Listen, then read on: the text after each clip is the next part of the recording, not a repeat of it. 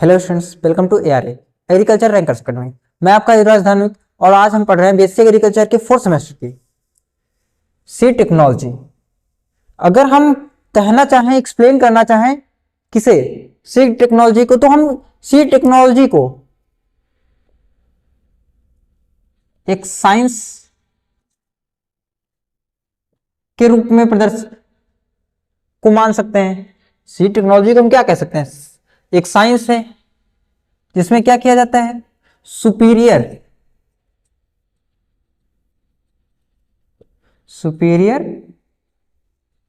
Variety of crops को develop किया जाता है। उसके बाद इसमें क्या किया जाता है? उसके बाद इसमें इवैल्यूएशन किया जाता है।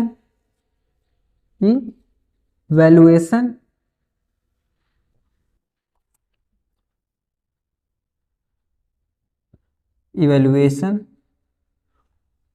उसके बाद रिलीज कर दी जाती है उसे। ओके, अब जब हम रिलीज कर देते हैं उसके बाद इसका क्या होता है? सीड प्रोडक्शन होता है। Seed production.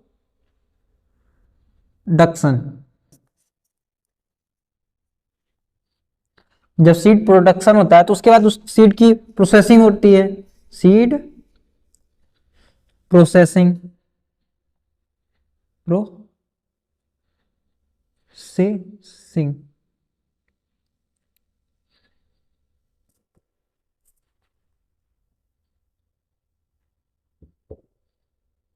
Seed processing.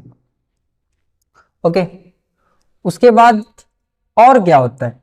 जब प्रोसेसिंग हो जाती है तो हम क्या करते हैं? सीड का स्टोरेज करते हैं। सीड स्टोरेज एंड जब सीड हमारा स्टोर हो गया तो हम उसकी करेंगे टेस्टिंग, क्योंकि पता तो चलेगा उसके बारे में। Seed testing. टेस्टिंग के बाद हम क्या करते हैं? सीड को सर्टिफाइड करते हैं। Seed certification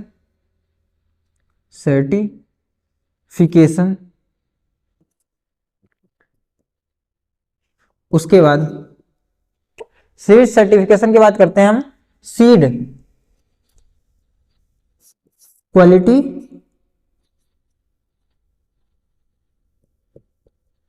control.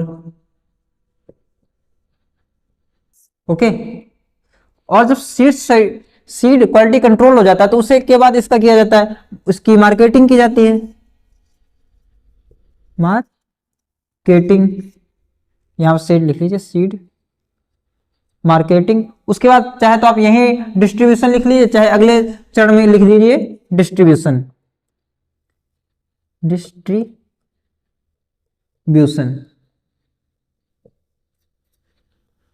और इसे हम क्या कह सकते हैं? अगर हम सीड टेक्नोलॉजी को क्या कहना चाहें तो हम कह सकते हैं ये एक रिसर्च भी है। क्या है? रिसर्च। जिसमें हम क्या रिसर्च करते हैं? सीड फिजियोलॉजी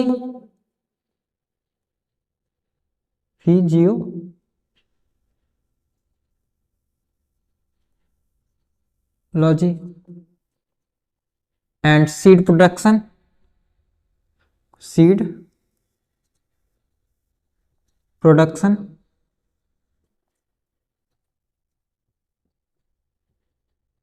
सीड हैंडलिंग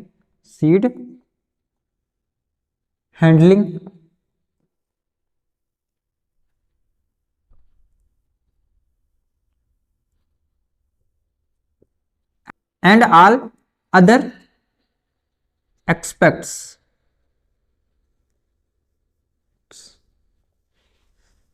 अगर अब हम इसकी डिफिनेशन बनाना चाहें सीड टेक्नोलॉजी की तो हम क्या बना सकते हैं? Seed technology is a science in which we develop superior varieties of crop and its evaluation and release and their seed production, seed processing, seed storage, seed testing, seed certification, seed quality control and seed marketing, seed and last seed distribution किया जाता है। And इसे also include seed physiology, also include research like seed physiology, seed production, seed handling and all other aspects। ये हमारी क्या हो गई, ये हमारी इसकी डिफिनेशन बन गई इंग्लिश में। और अगर अब हम बात करें इसकी हिंदी डिफिनेशन की, तो हिंदी डिफिनेशन देखिए मैं बता देता हूं आपको। कृषि विज्ञान की वह शाखा, कृषि विज्ञान की वह शाखा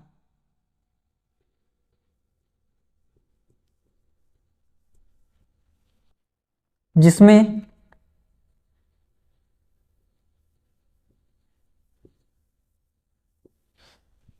उन्नत और उच्च गुणवत्ता, उन्नत व उच्च गुणवत्ता,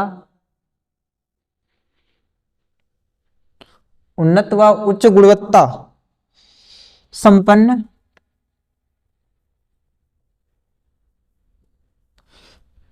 बीजों के उत्पादन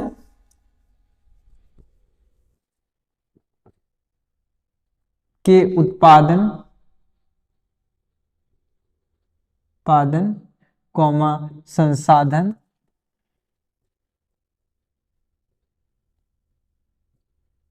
कौमा भंडारण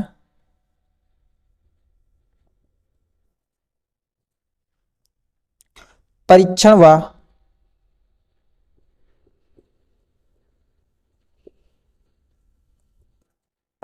व वितरण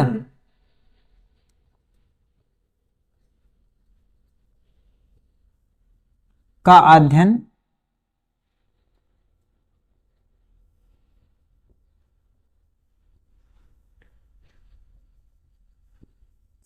किया जाता है।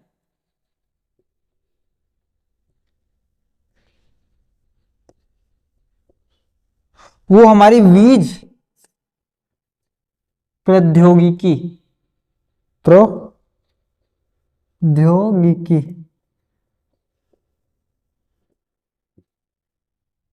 कहलाती है।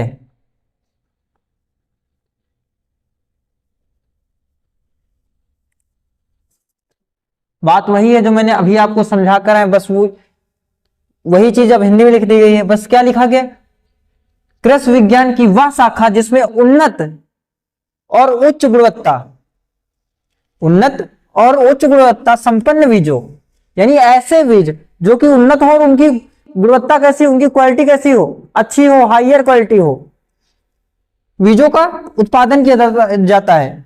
संसाधन भंडारण और वो परीक्षण वितरण यानी डिस्ट्रीब्यूशन का अध्ययन किया जाता है। वो क्या कहलाती है, बीज प्रौद्योगिकी कहलाती है। ये हमारी हिंदी डिफिनेशन हो गई। वैसे मैं सजेस्ट करूंगा कि आप लोग इंग्लिश में ही शिफ्ट होइए, क्योंकि बीएससी एग्रीकल्चर का कोर्स ऐसा है जो सिर्फ इंग्लिश में करना काफी हद तक सही रहता है, क्योंकि जॉब्स के चांसेस इंग्लिश में ही ज्यादा रहते हैं। अब बात करते हैं इसके ऑब्जेक्टिव्स की। अब हम बात करेंगे सीड टेक्नोलॉजी के ऑब्जेक्टिव्स की। ऑब्जेक्टिव्स, वैसे ऑब्जेक्टिव्स तो हर चीज के बहुत सारे होते हैं, लेकिन जो मेजर ऑब्जेक्टिव्स हैं उनकी बात कर रहे हैं। तो पहला जो इसका ऑब्जेक्टिव होता है वो to provide good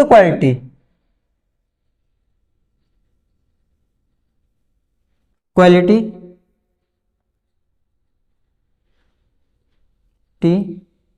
seed to the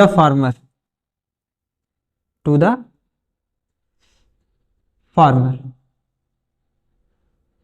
देखिए, इसमें कहा गया है कि हम सीड टेक्नोलॉजी के अंदर करते क्या है, हम ऐसे बीजों का उत्पादन करते हैं जो अधिक गुणवत्ता रखते हैं और उन्नत किस्म के होते हैं, यानी उनकी जर्मिनेशन रेट ज्यादा होती है और उनके लड़ने की कीटों रोगों के प्रति लड़ने की कैपेसिटी ज्यादा होती है, यानी रोग प्रतिरोधक क्षमता, resistance.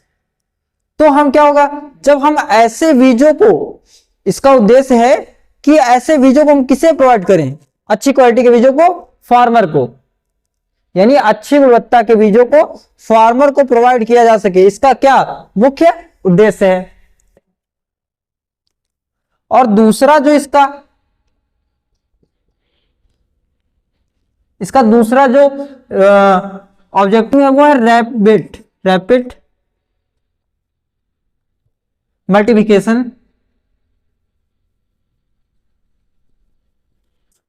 Rapid multiplication of seed.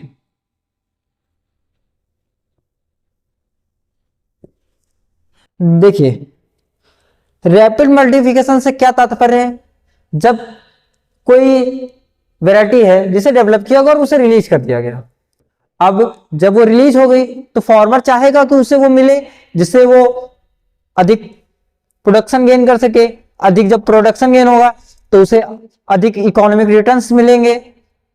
इसीलिए क्या होता है कि अब वो जब बाजार में जाएगा अब उसकी मांग करेगा, वो चाहेगा कि हमें वही सीड प्राप्त, तो अब किसान एक नहीं है, इसीलिए क्या होता है कि हमें उन सीड्स का, उन हायर क्वालिटी सीड्स का रैपिड यानी इतनी तेजी से गुणन किया जाता है, यानी प्रोडक्शन किया जाता है, जिससे हम सभी किसानों को समय पर पहुंचा सकें, यानी दिया जा सके। जो किसान इच्छुक हैं उस वैरायटी को लेकर, उस बीज को लेकर हम उन्हें वो प्रोवाइड कर सके, इसका एक मुख्य उद्देश्य ये भी है। और दूसरी बात करें, जो इसका चौथा उद्देश्य है वो है टाइमली सप्लाई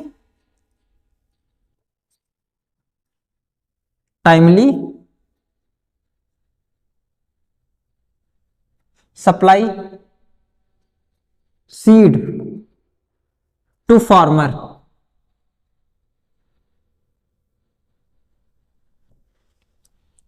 देखिए, timely supply seed to farmer, इसका क्या मतलब है, इसका एक सीधा साधा मतलब है कि अगर आप रबी की क्रॉप का कोई सीड है जिसकी क्वालिटी को इंप्रूव किया गया है और सुधारा गया है, अब रबी की क्रॉप का है, अब ऐसा तो है नहीं रबी की क्रॉप चल रही और हम उसे खरीफ की समय पर दें, सप्लाई करें उसे हम किसान को खरीफ की, तो उसका कोई मतलब ही नहीं। हमें एक तो रैपिड मल्टीप्लिकेशन करना होगा जिससे सभी को दे सके और समय पर किसान तक पहुंचा सके, ताकि वो अपनी फसल पैटर्न, जो क्रॉप पैटर्न होगा, क्रॉपिंग सिस्टम होगा, इन सब पर कार्य कर सके और अपनी एक योजना बना सके कि उसे कृषि कैसे करनी है। यदि उसे बीज ही उचित समय पर नहीं मिलेगा तो वो कैसे योजना बनाएगा कि मुझे कौन सा क्रॉपिंग पैटर्न लागू करना है, कैसे क्रॉपिंग सिस्टम होगा, या फिर इंटरक्रॉपिंग जो करनी है वो किस प्रकार से करेगा, उसकी योजना नहीं बना सकता जब तक उसके समय पर उच्च गुणवत्ता वाले सीडों को सप्लाई ना किया जा सके। इसलिए इसमें मुख्य रूप से यह भी केंद्रित किया गया कि समय पर फार्मर के पास सीड पहुंच जाए। अगला है ऑब्जेक्टिव रीजनेबल प्राइस।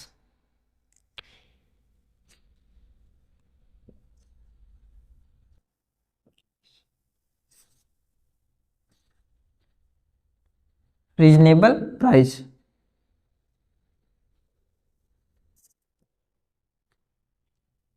अच्छा आपने तो ये चीज तो पक्का ही सब लोगों ने सुनी ही होगी कि अगर कोई चीज बहुत अच्छी गुणवत्ता वाली है तो उसका मूल्य बाजार में ज्यादा ही होगा।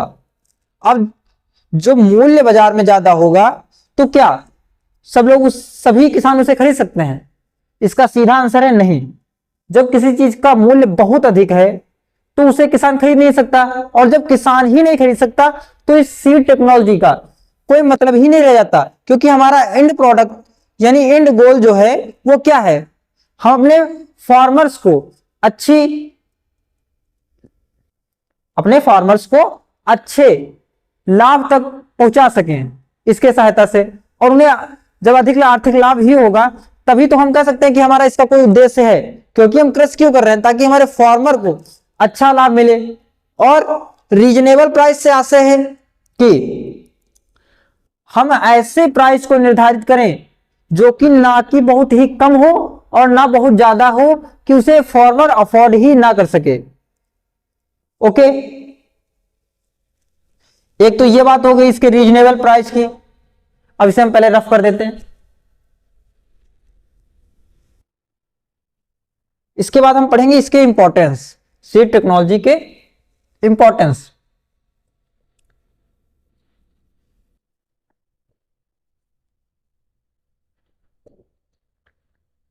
Importance of seed technology. तो पहला जो मेजर इंपॉर्टेंस है वो होता है हमारा हायर यील्ड। हायर यील्ड यानी अधिक उपज, हिंदी में कहे तो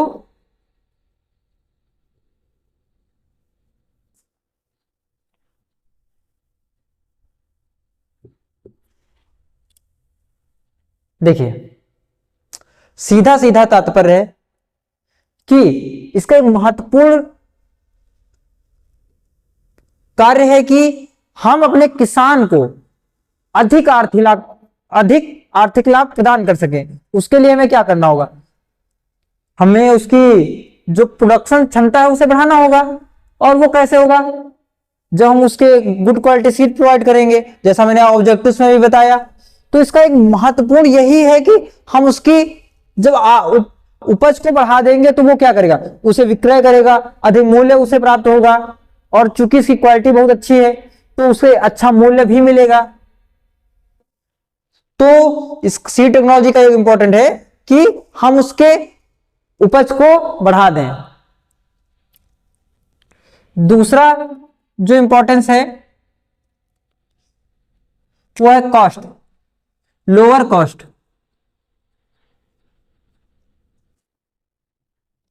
लोअर कॉस्ट, कम लागत, कम लागत। क्या है? कम लागत।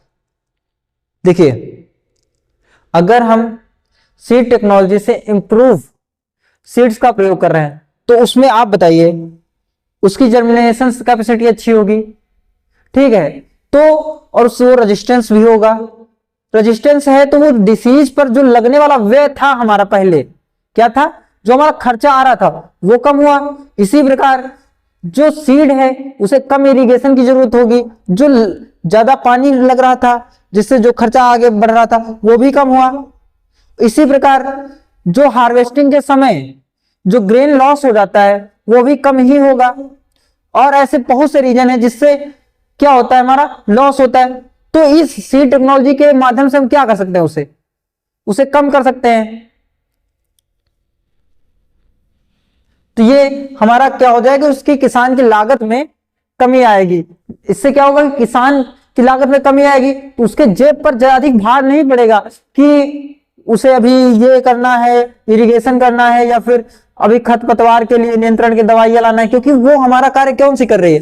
वो हमारा जो क्वालिटी सीड है वो खुद कर रहा है, क्योंकि वो प्रतिरोधक है। इसलिए फार्मर को ज्यादा चिंतित होने की आवश्यकता नहीं होती। अब दूसरी बात करते हैं, मोर इनकम। मोर इनकम, देखिए अगर हम बात कर रहे हैं हायर यील्ड की, ऐसे आप देखिए जब हायर यील्ड ही प्राप्त हुई हमें और लागत कम आई तो क्या हुआ? हमारी इनकम में क्या हुई? वृद्धि हुई।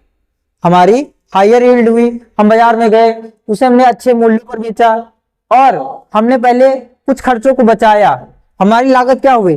कम हुई। और इससे हमारी आमदनी में क्या होगी? वृद्धि होगी। यही है कि हमारे इनकम में वृद्धि होगी इस प्रकार, क्योंकि हम जो ग्रेन का प्रोडक्शन है वो ज्यादा कर रहे हैं और कम लागत में कर रहे हैं। उसके बाद आती है एक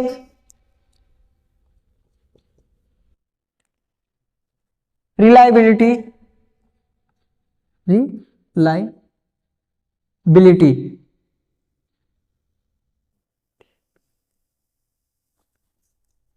विश्वसनीयता,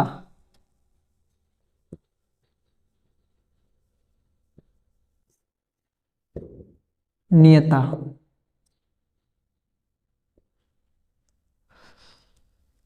बात करते हैं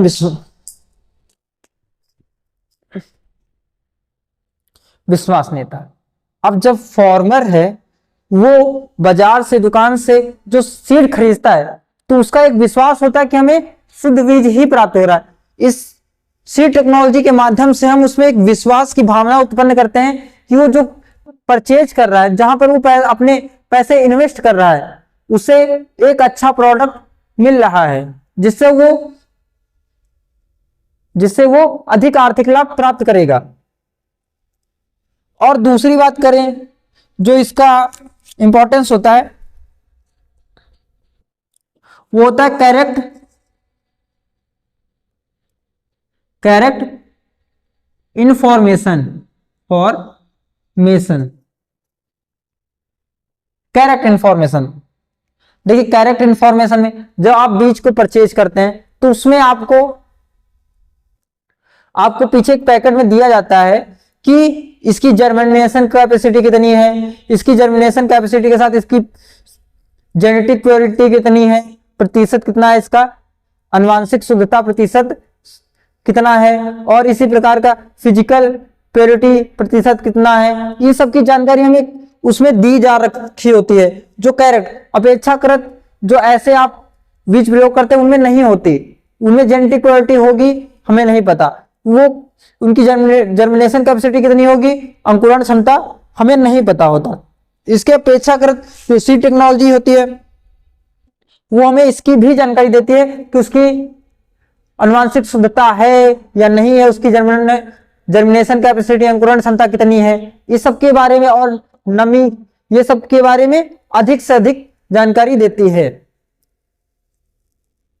चलिए आज का क्वेश्चन, आप चैनल को सब्सक्राइब कीजिएगा और आज का क्वेश्चन हम पहले देते हैं। आप बताइए कि इंडिया में कौन से सीड फार्मर्स को प्रोवाइड किए जाते हैं और कौन से सीड्स फार्मर को प्रोवाइड नहीं किए जाते। आप लाइन से लिखिएगा, ओके। और जो किए जाते हैं उनका टैग कलर क्या होता है और उसका साइज भी लिखिएगा।